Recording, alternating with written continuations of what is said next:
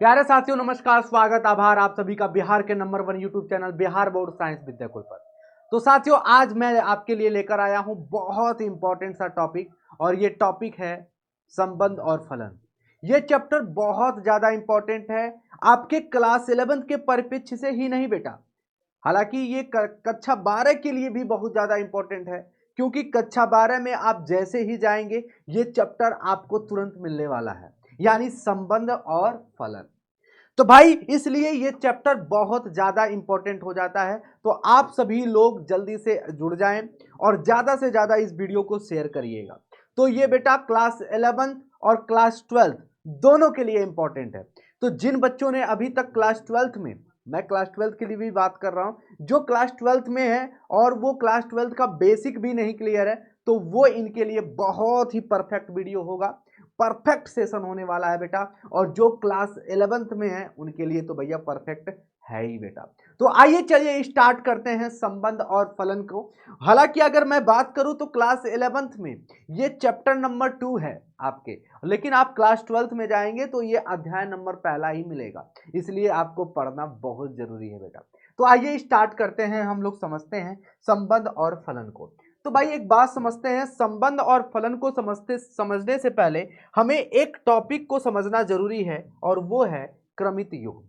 यानी हम इस चैप्टर को पढ़ने से पहले हमें समझना पड़ेगा छोटे छोटे पॉइंट, क्योंकि जब तक इन पॉइंट्स को नहीं समझेंगे तब तक हम इस चैप्टर को नहीं समझ सकते हैं। तो आइए स्टार्ट करते हैं। सबसे पहला यहाँ पे लिखा हुआ है, आपके सामने दिख पा रहा होगा, क्रमित युग्म, जिसको अंग्रेजी में बोलते हैं बेटा ऑर्डर पेयर। क्या बोलते हैं? Order pair. ठीक है भाई। अगर मैं इसको बात करूं तो होता क्या है, ये एक्चुअली में होता क्या है कि दो नंबर होता है ना, दो नंबर छोटा ब्रैकेट में लिखा होता है, दो नंबर छोटा ब्रैकेट में लिखा होता है, यानी दो एलिमेंट जब किसी छोटे ब्रैकेट में, स्मॉल ब्रैकेट में लिखे होते हैं, इसी को हम कहते हैं ऑर्डर्ड पेयर। पेयर का मतलब यहां से आप समझ पा रहे होंगे कि यानी दो एलिमेंट पेयर में हो, है, इसलिए इसको ऑर्डर्ड पेयर कहा जाता है। जैसे एग्जाम्पल के रूप में लिख सकते हैं, जैसे 2,3, तो बस इसी को हम कहेंगे क्या? Ordered pair. अब इसमें बहुत सारा ऐसे रॉकेट साइंस है नहीं जो आपको यहाँ पे समझना है, ठीक है। अब इसमें एक और बिंदु को याद रखना है कि कब हम कहेंगे कि दो ऑर्डर्ड पेयर आपस में इक्वल है। दो क्रमित युग्म की समानता, है ना, दो क्रमित युग्म की समानता, युग्म की समान होने की शर्त, समान होने की शर्त, क्या क्या कंडीशंस हैं, क्या शर्त है हमारे पास।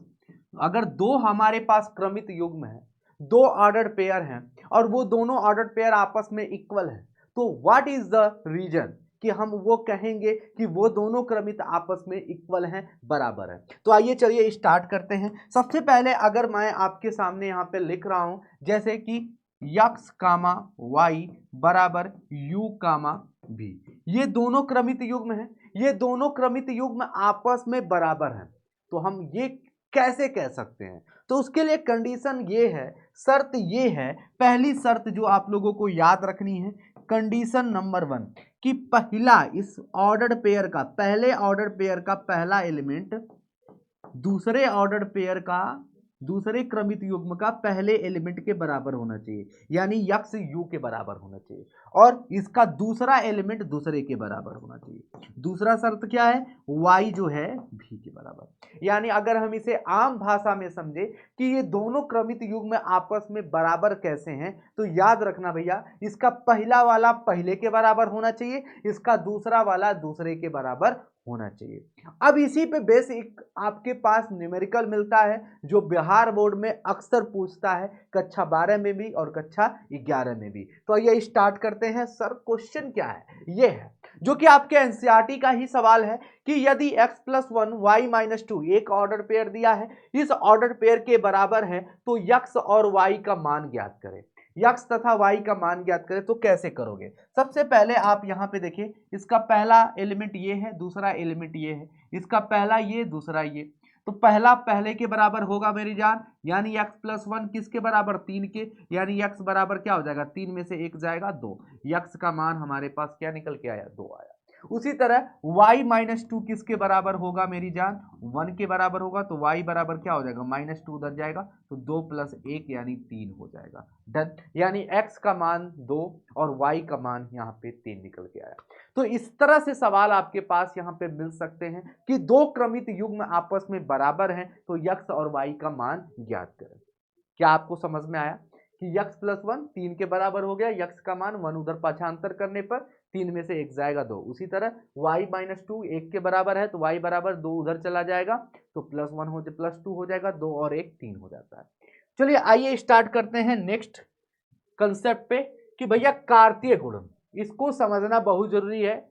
जैसे हमने क्रमित युग्म को समझा, उसी तरह हमें कार्तीय गुणन को भी समझना पड़ेगा कि कार्तीय गुणन क्या होता है। यहां पे आपको देख पा रहा गया है सेट ए, यहां पे सेट बी। तो पहले समझ लेते हैं कि कार्तीय गुणन को अंग्रेजी में क्या बोलते हैं। अंग्रेजी में बोलते हैं कार्टेशियन प्रोडक्ट। क्या बोलते हैं बेटा, कार्टेशियन प्रोडक्ट बोलते हैं, यानी the product of two non empty set. क्या बेटा, the product of two non empty set, the product of two non empty set, two non empty set, non empty set, empty set. इसका क्या अर्थ है, यानी दो अरिक्त समुच्चयों का गुणनफल, दो अरिक्त समुच्चयों का गुणनफल ही क्या कहलाता है भैया, कार्तीय गुणन कहलाता है। इसको भी अगर चाहो तो लिख सकते हो, यानी दो अरिक्त समुच्चय, हिंदी में इसे कहेंगे, इसका परिभाषा हो जाएगा दो अरिक्त समुच्चयों का गुणनफल, समुच्चयों का गुणनफल, समुच्चयों का गुणनफल ही, गुणनफल ही, गुणनफल ही कार्तीय गुणन कहलाता है। क्या कहलाता है, कार्तीय गुणन कहलाता है। क्या कहलाता है भैया, कार्तीय गुणन कहलाता है।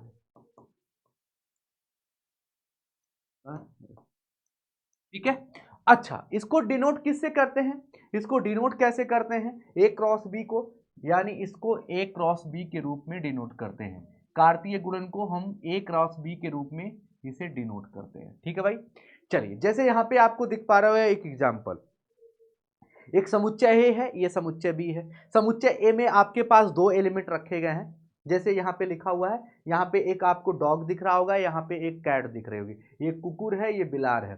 सेट बी, आपके समुच्चय बी दिख रहा है, एक खाना रखा है और यहाँ पे एक दूध रखा गया है। ठीक है, इसका कार्तीय गुणन कहलाता है। तो भैया जो कुकुर है एक बार खाना खाएगा, तो कुकुर ने खाया, क्या किया, खाना खा लिया, है ना।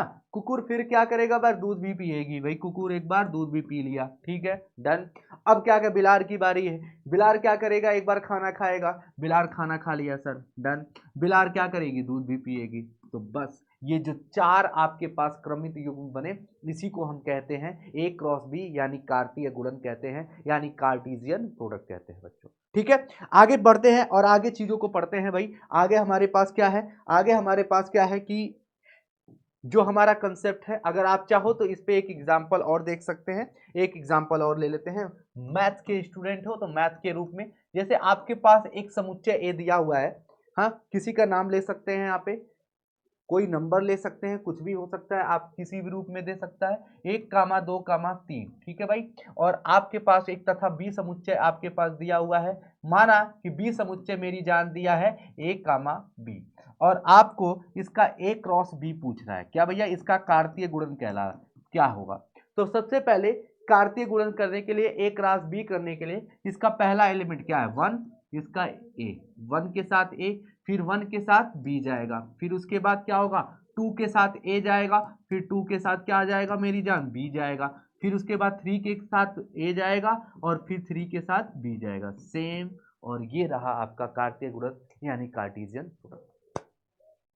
अब इससे संबंधित बड़ा सवाल पूछता है, कई बार पूछता है बेटा, सवाल ये होता है, कई बार पूछता है, और ये नोट में डाल के लिख लीजिए, ये बिहार बोर्ड में कई बार पूछता है भैया, बिहार बोर्ड की पसंदीदा लाइन, कि यदि समुच्चय ए में अवयव की संख्या p है तथा समुच्चय बी में अवयव की संख्या मान लिया q है, तो अगर आपसे पूछ दिया जाए कि ए क्रॉस बी में यानी कार्टेशियन प्रोडक्ट में अवयव की संख्या टोटल नंबर ऑफ एलिमेंट्स कितना होगा, तो याद रखिएगा पी क्रॉस क्यू होता है। क्या होता है?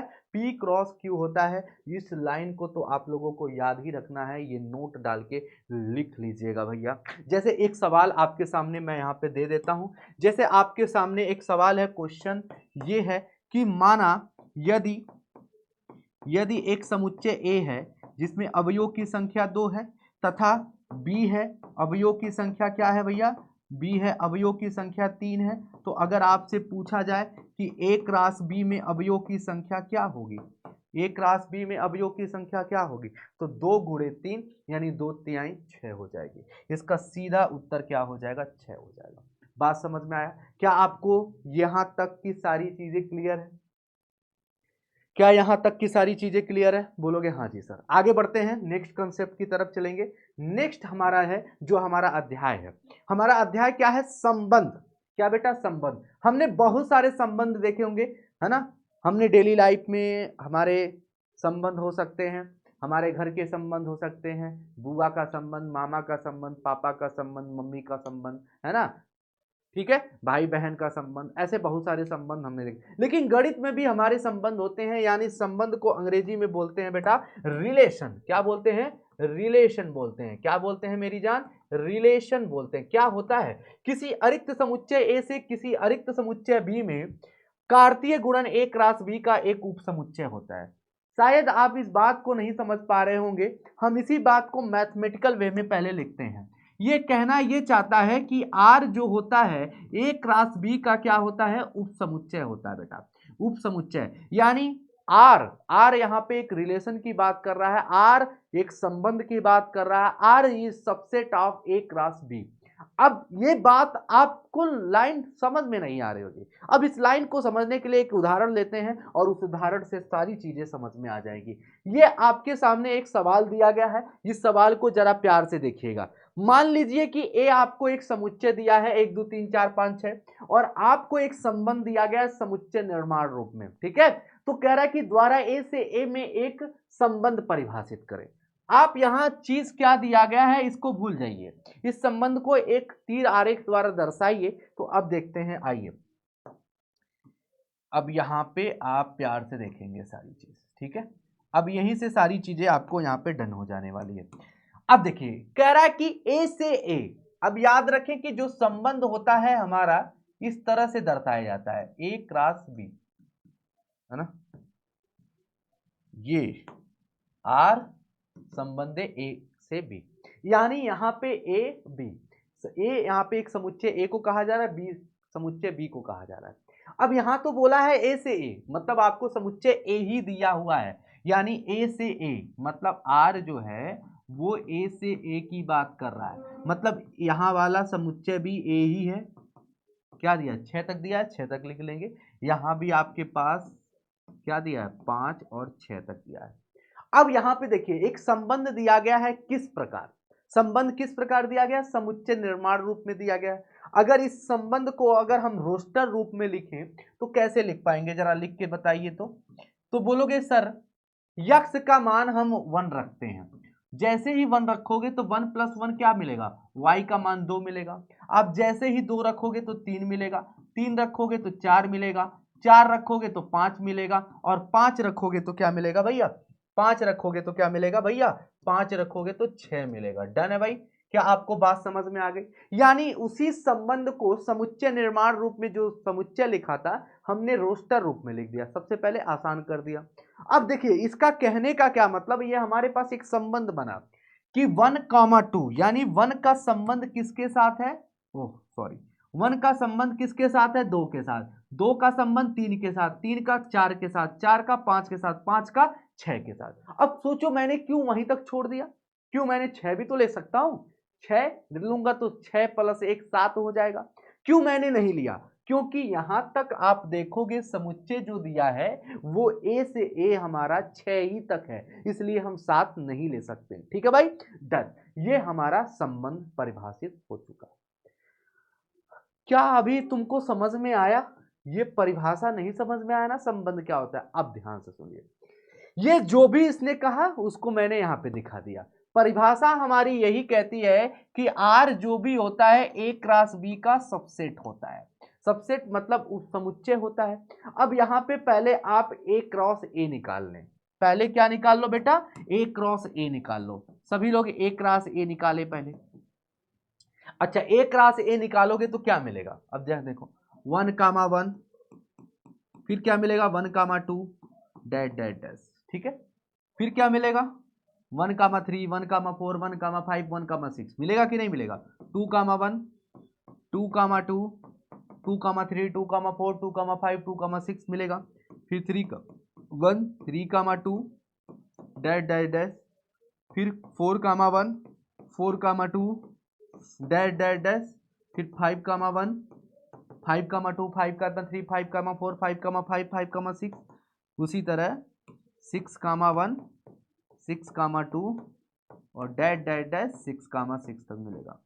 तो ये तुम्हारा ए क्रॉस ए था। अब जरा ध्यान से देखना इस परिभाषा को, अब संबंध की परिभाषा को देखो, जो हमारा एक्चुअल फॉर्मूला है कि आर जो भी होना चाहिए ए क्रॉस बी का सबसेट होना चाहिए, यानी उपसमुच्चय। अब जरा ध्यान से, आर में जितने भी एलिमेंट हैं 1,2, 2,3, 3,4, 4,5, 5,6 क्या ए क्रॉस ए में है? ईमानदारी के साथ बताइएगा। बोलोगे हाँ जी सर है।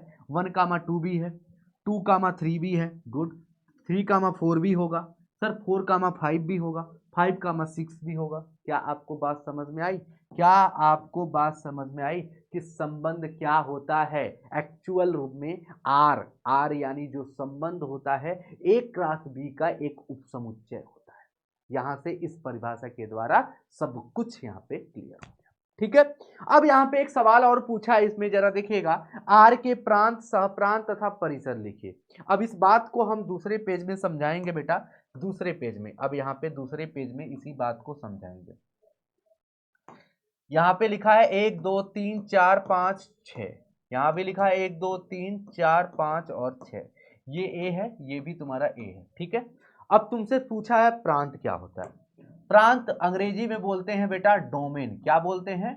डोमेन बोलते हैं मेरी जान, है ना। डोमेन क्या होता है? डोमेन एक्चुअली क्या होता है? समुच्चय। अब यहाँ पे संबंध भी तो था हमारे पास, 1 का 2 के साथ, 2 का 3 के साथ, 3 के साथ 4 और 5 के साथ 6, ठीक है। अब देखिए, समुच्चय ए का वो मेंबर जो समुच्चय बी के साथ संबंध रखता हो उसी को हम क्या कहते हैं? प्रांत। नहीं समझे? समुच्चय ए का वो मेंबर जिसके पास जिसकी गर्लफ्रेंड हो, है ना। देखो 1 का गर्लफ्रेंड 2 है, 2 का 3 है, 3 का 4 है, 4 का 5 है, 5 का 6 है। तो जिसके पास गर्लफ्रेंड है वही समुच्चय ए का वो मेंबर, समुच्चय ए का वो आदमी जिसके पास क्या हो, कोई ना कोई एक गर्लफ्रेंड हो, है ना, ऐसे कह सकते हैं। तो वो हमारा क्या कहलाता है भैया? प्रांत कहलाता है। यानी क्या हो जाएगा 1, 2, 3, 4, और ये लो भाई 5, ठीक है। मैं अगर आपसे कहूं कि सहप्रांत क्या होता है बेटा, सहप्रांत क्या होता है? सहप्रांत क्या होता है? जिसको आप कोडोमेन बोलते हो। क्या बोलते हो? कोडोमेन बोलते हो। कोडोमेन क्या होता है? समुच्चय बी के वो सारे एलिमेंट जिसका समुच्चय ए के साथ संबंध हो या ना हो, कोई फर्क नहीं पड़ता है, वो सभी अवयव, सभी अवयव क्या कहलाते हैं? सभी एलिमेंट्स क्या कहलाते हैं? सहप्रांत कहलाते हैं। यानी इसका सहप्रांत क्या होगा? 1 से लेकर के पूरा 6 तक, 1 2 3 4 5 और 6। अब यहां पे नेक्स्ट है परिसर, जो आप लोगों को समझनी थी। परिसर यानी रेंज। क्या बेटा? रेंज। रेंज क्या होता है? तो आप लोगों को बात समझना है। रेंज वो होता है समुच्चय बी का वो एलिमेंट जो समुच्चय ए के साथ सिर्फ संबंध रखा हो, यानी 2 का 1 नहीं होगा, 2 3 4 5 6 होगा, यानी 2 से लेकर के 6 तक की जो संख्याएं हैं वो परिसर कहलाएगी, ठीक है भाई। अब तीनों में जमीन आसमान का अंतर है, याद रखिएगा। समुच्चय ए के वो एलिमेंट जो समुच्चय बी के साथ संबंध रखते हैं उसे प्रांत कहते हैं। समुच्चय बी के वो सभी अवयव क्या कहलाते हैं? सहप्रांत कहलाते हैं। समुच्चय बी के वो एलिमेंट जो समुच्चय ए के साथ संबंध रखे हैं उसे हम लोग परिसर कहते हैं, ठीक है भाई। बात समझ में आ गया? तो ये रही बात प्रांत, सहप्रांत और परिसर की, यानी डोमेन, कोडोमेन एंड रेंज की। आगे बढ़ जाएंगे, यानी यहां तक की लीला खत्म। अब आते हैं फलन के बारे में। फलन क्या होता है? यानी फलन को अंग्रेजी में बोलते हैं बेटा फंक्शन। फंक्शन क्या कहला रहा है कि एक समुच्चय ए से समुच्चय बी का संबंध एक फलन कहलाता है ना। यदि समुच्चय ए के प्रत्येक अवयव का समुच्चय बी में एक और केवल एक प्रतिबिंब हो। जैसे इस बात को यहां पे समझ सकते हो, जैसे 1 2 3 4, 1 2 3 4 5, है ना। यानी समुच्चय ए के जितने भी अवयव हैं उनका केवल एक प्रतिबिंब होना चाहिए। क्या होना चाहिए? एक प्रतिबिंब होना चाहिए। ऐसे समझ सकते हैं इसको। एक काम करते हैं, यहाँ पे लिख देते हैं, यहाँ पे लिख देते हैं ए बी सी डी और। तो यहां पे आपने देखा समुच्चय ए के प्रत्येक अवयव, every element of set A has only one image. यानी आप इस बात को समझना पड़ेगा आपको कि समुच्चय ए यानी सेट ए के हर एक अवयव का केवल एक ही प्रतिबिंब होना चाहिए, एक ही इमेज होना चाहिए। अब देखो इसका इमेज क्या है? ए है। इसका इमेज क्या है? इसका इमेज ए है। इसका इमेज ए है। समुच्चय ए के प्रत्येक अवयव का एक ही इमेज है, इसलिए इसी को क्या कहते हैं बेटा? फलन कहते हैं, function. So it is a function. Correct है भाई? बात समझ में आ रहा है? अच्छा, मैं इसी पे एक उदाहरण और लेता हूं, आप लोग बताइएगा। क्या आप बताना कि ये फंक्शन हो सकता है? क्या ये फंक्शन हो सकता है? 1 2 3 4 और यहाँ पे है ए बी सी डी और हाँ डी, डी तक ले लेते हैं, डी तक। चलो भाई सी तक ले लेते हैं। चलो मान लिया ये तुम्हारे पास।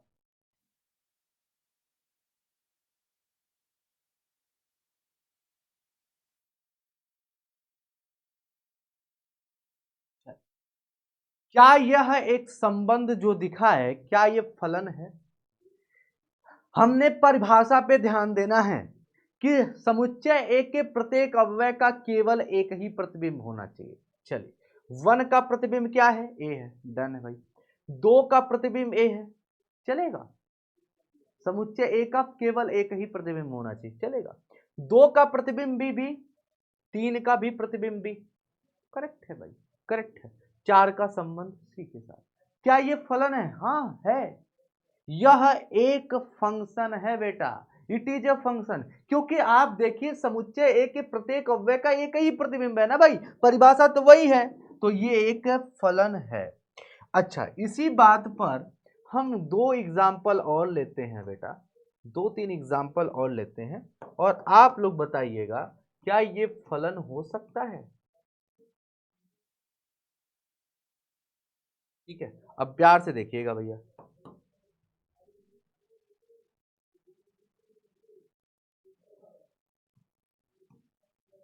चलिए, क्या ये फंक्शन, क्या ये जो संबंध है एक फलन है? No, it is a not function. Because हमने जो डिफिनेशन पढ़ा है, हमने जो परिभाषा पढ़ा है, उस परिभाषा में हमने क्या सीखा कि संबंध वो होना चाहिए कि समुच्चय ए के प्रत्येक अवयव का केवल एक ही प्रतिबिंब होना चाहिए बेटा। क्या होना चाहिए? एक ही प्रतिबिंब होना चाहिए। बात समझ पा रहे हैं? अब यहाँ पे देखिए 1 का प्रतिबिंब है, 1 का भी प्रतिबिंब भी, यानी यहाँ तो एक ही एलिमेंट के 2 प्रतिबिंब दिख गए, तो it is a not function. ये एक फंक्शन नहीं हो सकता। क्या बात समझ पा रही है?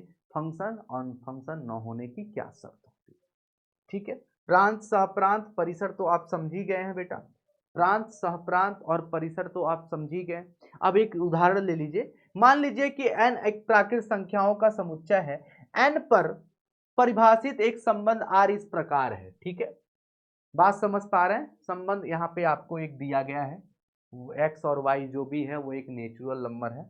यहाँ पे आपको ए जो दिया गया है वो एक प्राकृतिक संख्या है, 1 2 3 डैश डैश डैश एन तक। यहाँ पे एन की बात हो रही है, ठीक है, प्राकृतिक संख्याओं की बात हो रही है। आर एक संबंध दिया गया है समुच्चय निर्माण रूप में, क्या है? यक्स कामा वाई इस प्रकार है बेटा कि y बराबर 2x, और इसमें यक्स और y जो भी है जिसमें x और y जो भी है वो belongs to a natural number.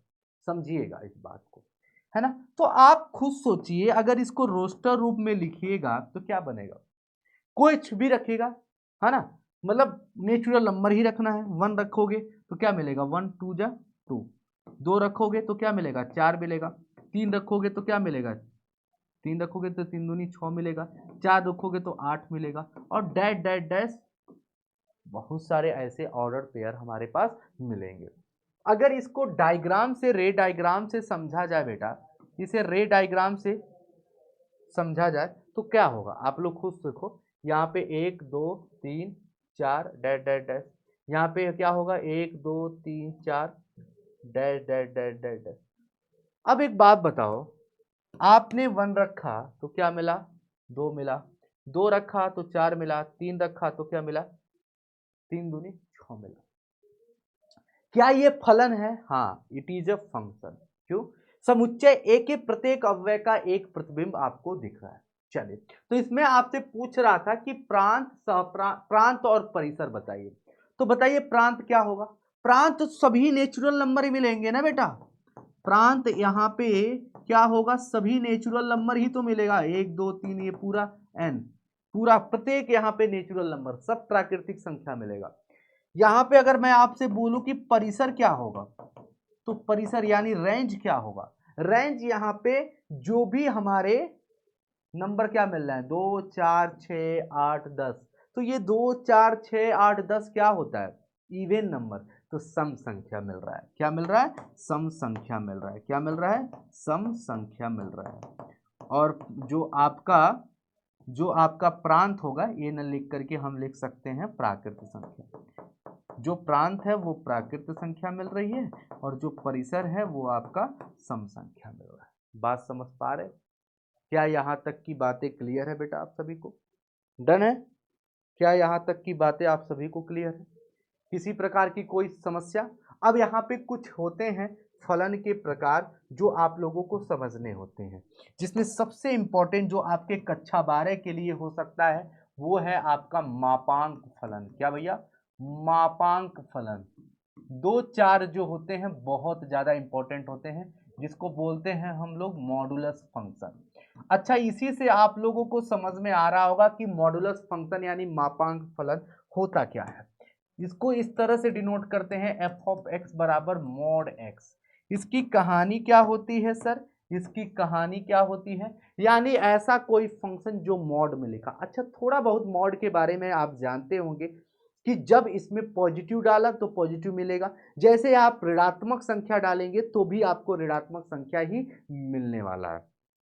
ये बात सभी को पता है ना, ये बात सभी को पता है कि नहीं पता है, बोलोगे हाँ जी सर सबको पता है, ये बात हमको आता है कि अगर धनात्मक डालेंगे तो भी धनात्मक मिलेगा और ऋणात्मक डालेंगे तो भी हमको ऋणात्मक संख्या ही मिलेगी। बात समझ पा रहे हो, बोलोगे हाँ जी सर ये बात एकदम करेक्ट है। इसी को हम मापांक फलन कहते हैं, ये जो आपको दिख रहा है। तो मापांक फलन को और थोड़ा सा गहराई से समझने के लिए इस बात को समझना पड़ेगा कि इसमें मॉड एक्स जो निकलता है इसकी 2 वैल्यू निकलती है, एक तो माइनस एक्स और एक एक्स। यानी माइनस एक्स का मतलब होता है कि एक्स की वैल्यू जो होती है वो 0 से कम, और यहाँ पे इसका मतलब होता है कि एक्स की वैल्यू 0 से ग्रेटर या बराबर। ठीक है, यहाँ पे इसकी 2 कंडीशन। अगर इसके ग्राफ की बात करें, इसके ग्राफ की बात करें, इसके ग्राफ की बात करें तो ग्राफ इसका कुछ ऐसे यूं होता है।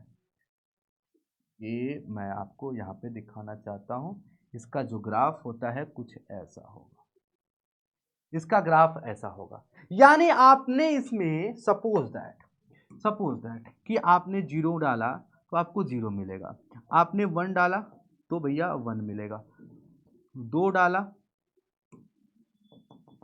तो आपको 2 मिलेगा, 3 डाला तो 3 मिलेगा। समझ रहे हो, धनात्मक डालें, जो भी संख्या हम डाल रहे हैं वही मिल रहा है, पॉजिटिव मिल रहा है। 0 डाला तो 0 मिलेगा, माइनस इधर -1 होता है, -1 डाला तो -1 मिलेगा, देखो -1 डाला सॉरी तो भी 1 मिलेगा, -2 डाला तो भी देखो तुम 2 मिलेगा, -3 डाला तो आपको 3 मिलेगा। मतलब क्या है, आपने फलन में -1 डाला तो क्या मिलेगा, 1 ही मिलेगा, तुमने 2 डाला तो भी 2 मिलेगा, तुमने -2 डाला तो भी 2 मिलेगा। यानी हम इसको लिख सकते हैं, इसका प्रांत क्या होता है, क्या बेटा, प्रांत क्या होता है। तो इसका प्रांत जो होता है, याद रखना है, रियल नंबर, वास्तविक संख्या होता है। लेकिन इसके परिसर की बात करें, इसके रेंज की बात करें, तो वो रियल नंबर तो होता है, लेकिन पॉजिटिव रियल नंबर आप लोगों को याद रखना है, यानी धनात्मक वास्तविक संख्या मिलेगी, लेकिन हमेशा धनात्मक वास्तविक संख्या मिलेगी साथियों। अब इसमें एक दो और इंपॉर्टेंट फलन होते हैं जो आप लोगों को याद रखने हैं, जिसमें होता है चिन्ह फलन। जो कक्षा 12 में बच्चे चले जाते हैं, इन सब फलन के बारे में नहीं जानते हैं, जिसको हम लोग बोलते हैं सिग्नम फंक्शन। क्या बोलते हैं, सिग्नम फंक्शन बोलते हैं।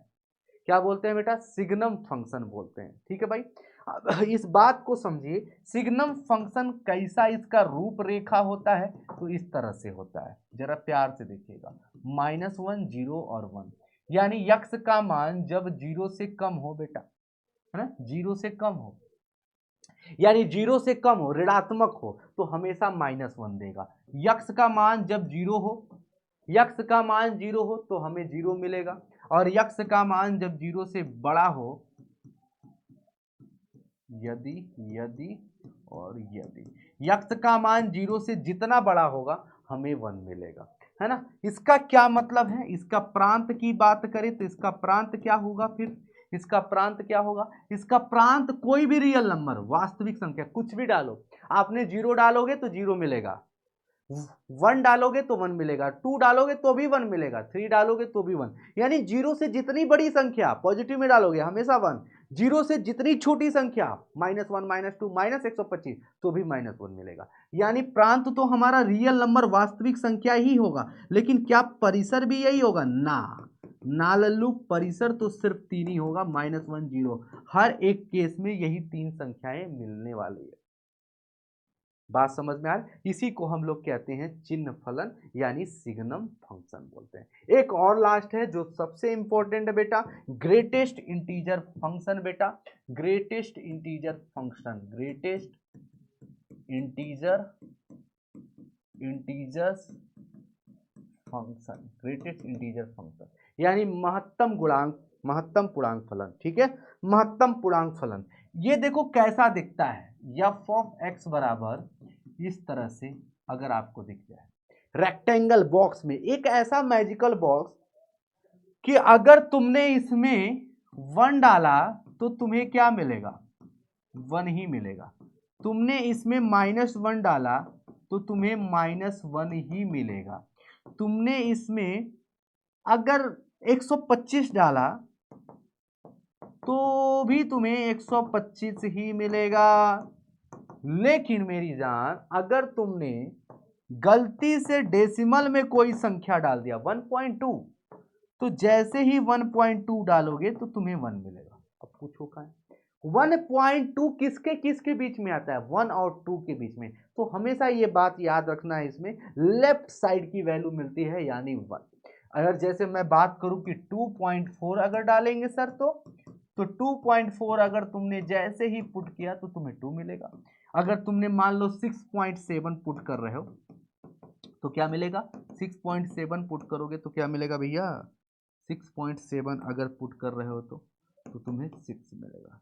ठीक है भाई, क्या आपको बात समझ में आ गई, क्या आपको बात समझ में आ गई। तो ये आपने अगर सेशन को अच्छे से देख लिया तो मैं यकीन के साथ कहता हूं कि आपके सारे क्लास 11th के सारे डाउट क्लियर हैं बेटा, और यकीन मानिए कि आप जैसे ही कक्षा 12 में जाएंगे इन सारे टॉपिक्स का पूरी तरह से फिर से यूज होने वाला है। तो भैया बड़े ईमानदारी से इन सारी चीज़ों को फिर से नोट कर लें और समझ लें, अपने दिमागों में छाप लें। मिलते हैं हम लोग अगली वीडियो में। जय हिंद, जय भारत। थैंक यू बेटा।